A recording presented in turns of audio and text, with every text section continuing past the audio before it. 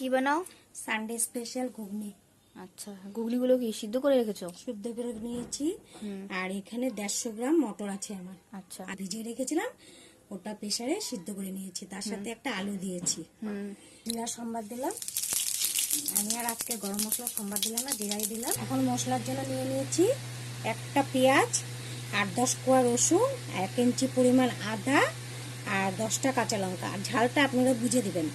আর একটা বড় টমেটো। আমার পেস্ট হয়ে গেছে, এখন এগুলো দিয়ে দিলাম তেলে। মশলা এখন দেবো জিরার গুঁড়া, ধনিয়ার গুঁড়া আর লাল লঙ্কার গুঁড়া দিয়ে দিলাম। সব কিছু এখন একসাথে কষাবো।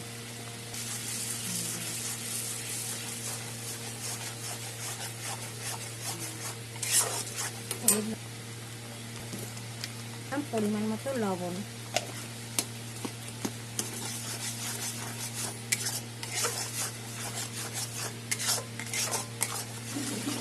মশলা কষানো হয়ে গেছে, এখন মটরগুলো দিয়ে দেবো।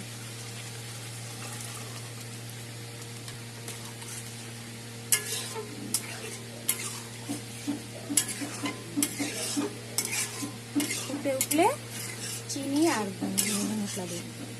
আমার ঘুগনি হয়ে গেছে, এখন চিনি দিয়ে দিলাম অল্প পরিমাণের মতো। আর দিয়ে দেবো ম্যাগি মশলা, টেস্টের জন্য দিয়ে দিলাম। এরকম করে বানিয়ে মটর ঘুগনি খেয়ে বলবেন কেমন হয়েছে। লাইক করবেন, কমেন্ট করবেন, শেয়ার করবেন। Thank you.